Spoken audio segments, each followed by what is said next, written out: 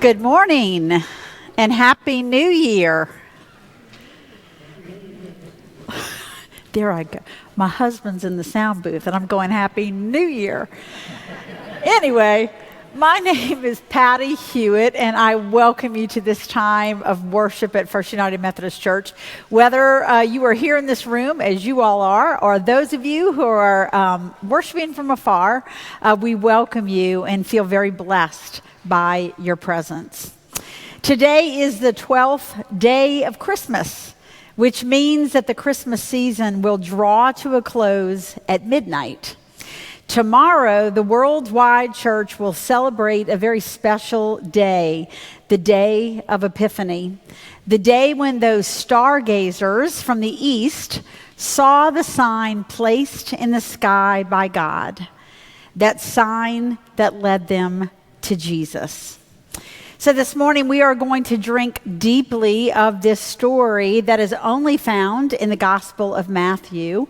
And I encourage you to watch for, to listen for the God signs that maybe are being placed before you as a result of being here. Hear this reading from the Gospel of Matthew. In the time of King Herod, after Jesus was born in Bethlehem of Judea, wise men from the east came to Jerusalem, asking, "Where is the child who has been born King of the Jews? For we observed his star at its rising and have come to pay him homage." When King Herod heard of this, he was frightened, and all Jerusalem with him. And calling together all the chief priests and scribes of the people, he inquired of them where the Messiah was to be born. They told him, "In Bethlehem of Judea, for so it has been written by the prophet, and you, Bethlehem, in the land of Judah, are by no means least among the rulers of Judah. For from you shall come a ruler who is to shepherd my people Israel." Then Herod secretly called for the wise men and learned from them the exact time when the star had appeared. Then he sent them to Bethlehem, saying, "Go and search diligently for the child, and when you have found him, bring me word so that I may also go and pay homage." When they heard the king, they set out, and there ahead of them went the star that they had seen at its rising, until it stopped over the place where the child was. When they saw the star had stopped, they were overwhelmed with joy. On entering the house, they saw the child with Mary, his mother. They knelt down and paid homage. Then, opening their treasure chests, they offered him gifts of gold, frankincense, and myrrh. And having been warned in a dream not to return to Herod, they left for their own country by another road. This is the gospel of the Lord. Thanks be to God.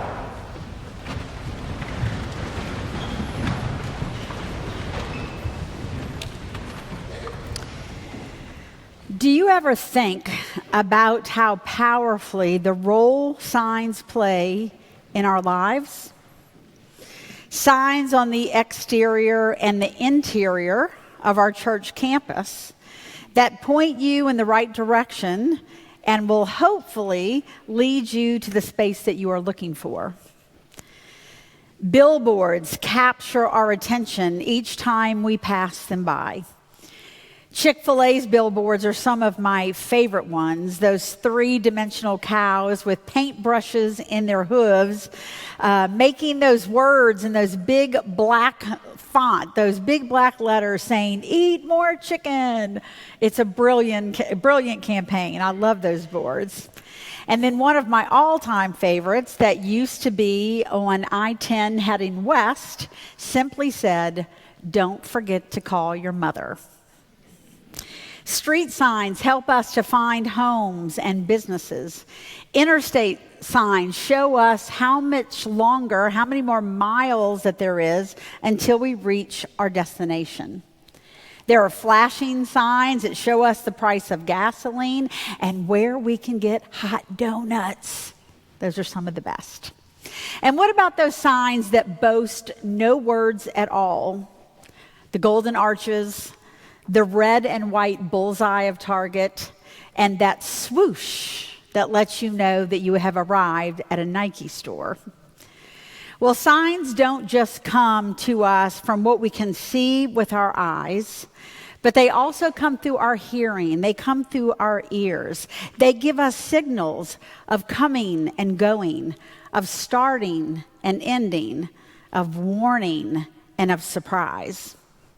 A school bell, a first responder siren, a referee's whistle, a fire alarm, a car horn, the pitter-patter of tiny feet, rain falling, especially if your roof is metal, a spoken word of truth from a friend, a word of affirmation from a loved one, a word preached, and a word prayed.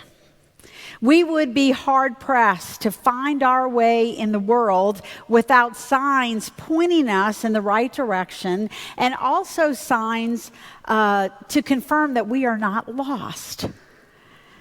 For those of us who seek a deeper life of faith, for those of us who consider ourselves followers of Jesus Christ, I believe that God signs are an integral part of the journey. So what do I mean by God signs? God signs for me is something or someone that is placed before us that will nurture our faith in Jesus and help us to grow in love of God, self, and others. God signs come to us in countless ways. Through words of encouragement, acts demonstrated, stories shared, lyrics to songs or hymns, one line in a book that will just take your breath away, a note from a friend that makes you stop and just ponder. God signs are everywhere if we will only observe them, if we will learn how to observe them in greater ways. And in the scriptures, we find an abundance of God signs, ranging from the ordinary to the extraordinary. In Genesis chapter 9, we read the words of the Lord, "I have set my rainbow in the clouds, and it shall be a sign of the covenant between me and the earth."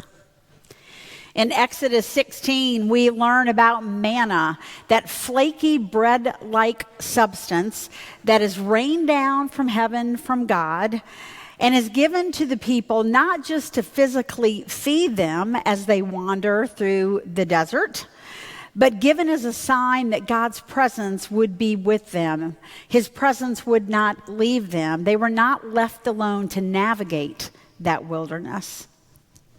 Just coming off of or getting ready to come off the Christmas season, we remember Joseph, that sign that was given to him through a dream.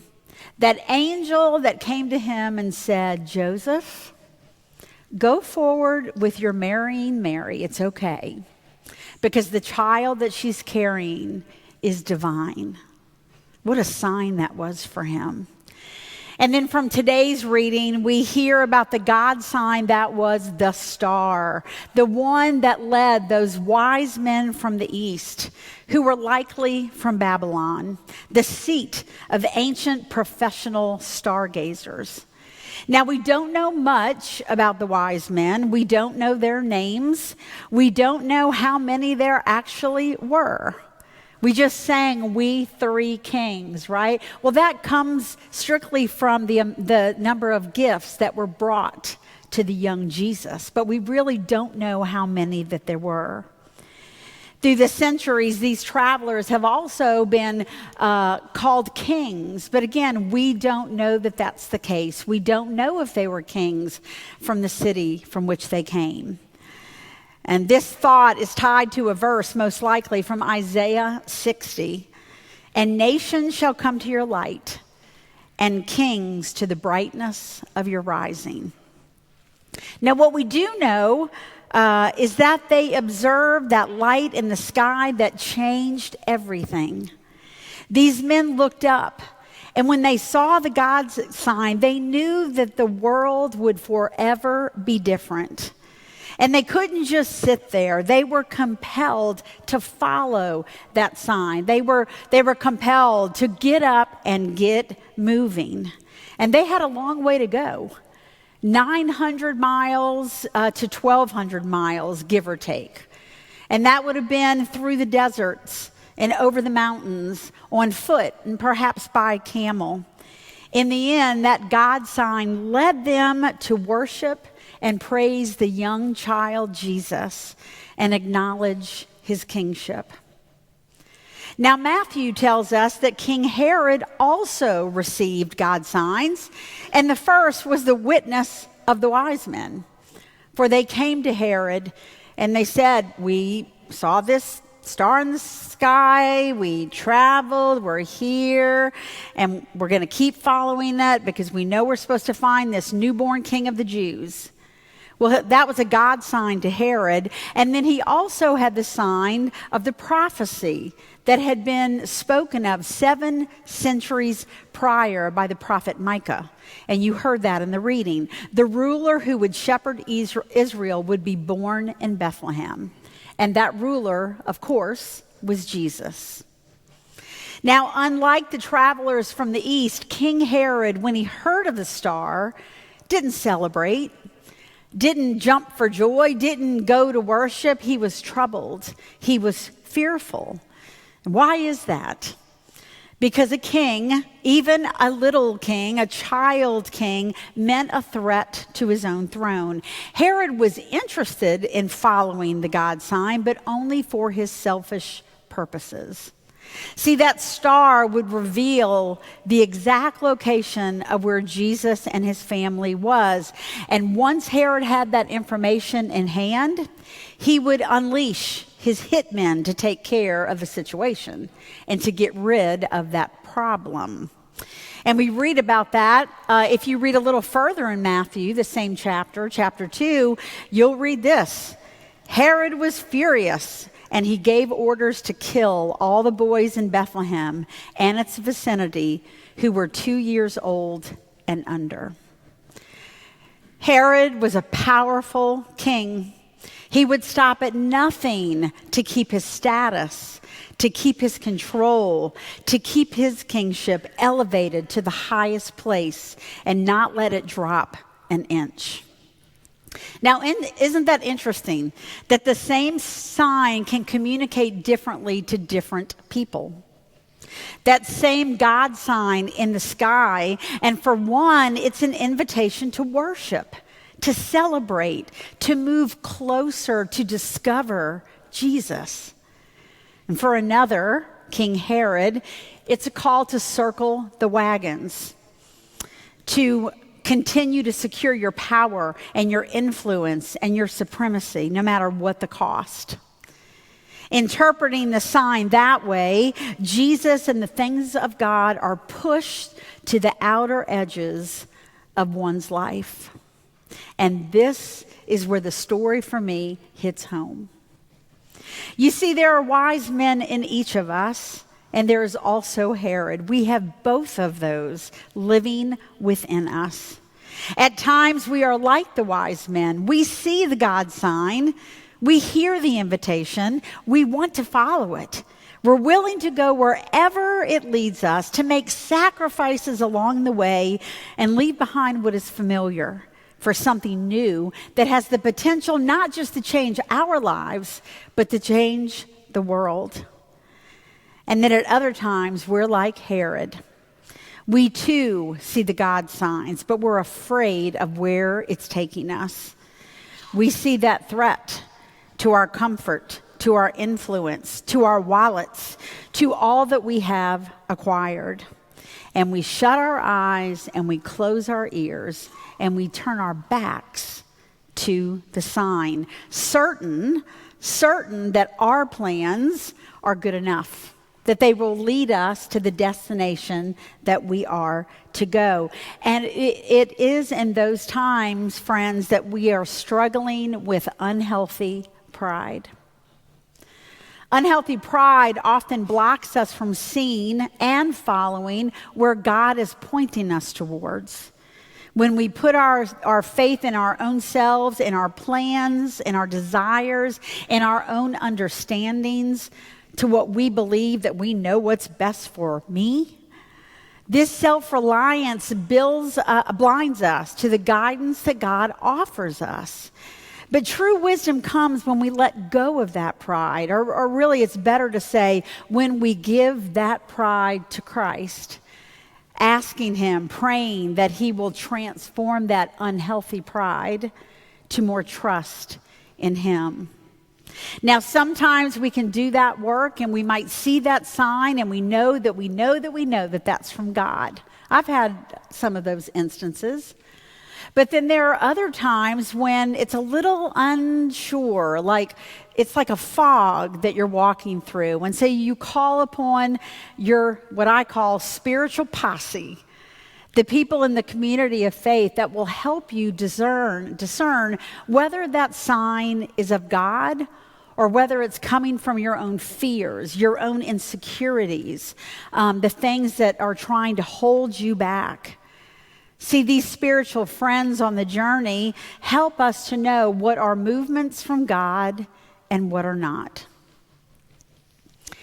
Over 2 decades ago, I went through a multi-week period of having God signs placed before me.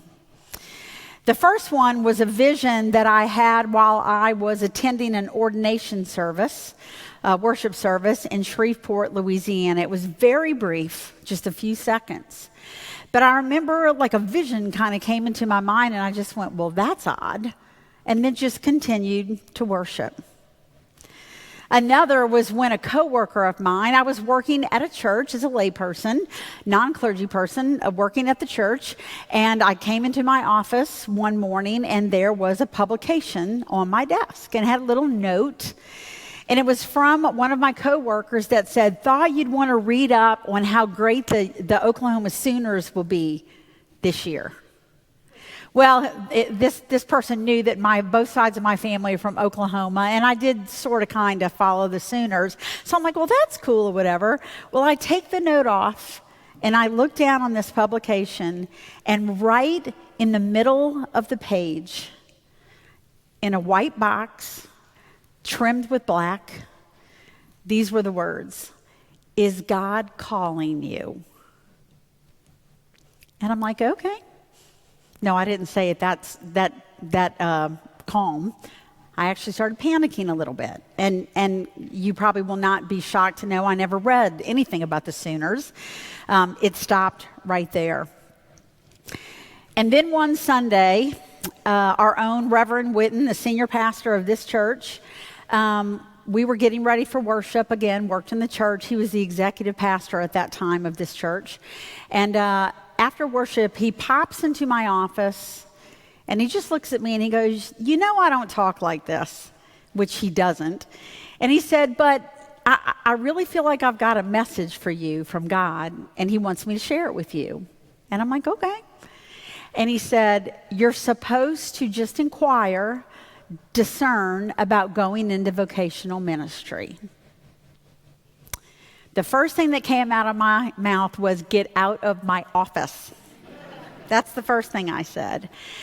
It scared me so bad because I knew some earlier signs that I was kind of experiencing them, but kind of placing them as those are just consequences. I mean, they're just random things that are coming before me. And he left, and I didn't say anything else about it, but I did have a few other signs that came within those weeks. Well, it was my unhealthy pride that kicked in at that moment. Not in the same way that Herod's did. It wasn't destructive. It wasn't trying to hurt somebody else. But it was an unhealthy pride that was saying, "Pattye, you know what's best for your life. You didn't grow up in the church, remember? You're still a young Christian and you don't know enough about God and Jesus. And also, you don't have a college education. So this, it's all that talk that was going into my head, but yet my heart was starting to say something different. And so that wrestling happened again over a few weeks, and it got to the point I couldn't eat, I couldn't sleep, I was just having trouble functioning. And then one day, again, at work in the church, Reverend Brady said, I'll be right back, I'm going to the hospital for a pastoral visit. And so we all said, okay, and I'm like, I said, can I go with you? He's like, sure, come on. So we get in his car. I remember it was pouring down rain. And not only was it difficult to see out of the windshield because it was raining so hard, but so many tears were collecting in my eyes that it was difficult to just see out of the water that was there. And I was just like, how do I enter into this conversation? What do I do? And instead of being calm and collective in true Pattye fashion, this is what I did. I think you're right. I think this, I think that. This is what's happened, whatever. And I am just boo-hooing going to this hospital visit with him. And this is Reverend Brady. I'm sitting in the passenger side. He's in the driver's seat. And he's like this. He's like, I know. I know. And just let me talk and let me get it out and let me, do all of those things. And I was so overwhelmed. By the time we got back to the church, I asked him, I said, what do I do? This can't be from God. What do I do? And this is what he told me. He said, Pattye, just keep taking step after step in faith. God, it seems like, is trying to tell you something. I'm not going to tell you where that destination is, but keep taking the next step. Trust in God. I don't want you to leave here this morning thinking, okay, you're asking us to follow God's signs and you're talking about ministry. No, that was just one of my more profound times of God's signs. But we all have them. God is trying to get our attention in so many different ways for so many different purposes. Maybe the God sign that God is placing before you is to finally, trust enough in the Lord to go and talk to that coworker about their faith and about inviting them to church or a small group or something. Maybe it's to reconcile with someone and you've gotten so many God signs, but the pride steps in and you're like, I am not going to do it until they say something first. It happens. This is not just about vocational ministry. This is about the God signs that God puts in people of faith's life. And that's you and that's me. So as we embark on Epiphany tomorrow, January the 6th, I want us to realize that this story is more than just an account of an event that happened long ago. It is an invitation for all of us, an invitation to open our lives to God and what He wishes to show us, to reject what He is not, and be willing to follow wherever He leads us by faith. It is an invitation, like the wise men, to keep walking toward Jesus, to worship with more commitment, to love Him more, to give of our time, our gifts, our talents, all the different ways because of the love that God has for us. God signs don't typically shout. They don't force themselves usually upon us. Rather, they simply point. They simply point. And when we are observant, when we pay attention, we experience an epiphany, an aha moment where we realize that God is still leading. He has led our lives up to that point, and He will continue to lead our lives if we will but allow Him to do so. He is faithful, still showing us all the way, right? And bringing us closer to Jesus, to discover the wonder that Jesus means for the world. My prayer is that you will be in prayer, that you will companion others and let them companion you to see everything that God has for you, that wants for you, and the places that He is bringing you. In the name of the Father, and of the Son, and of the Holy Spirit.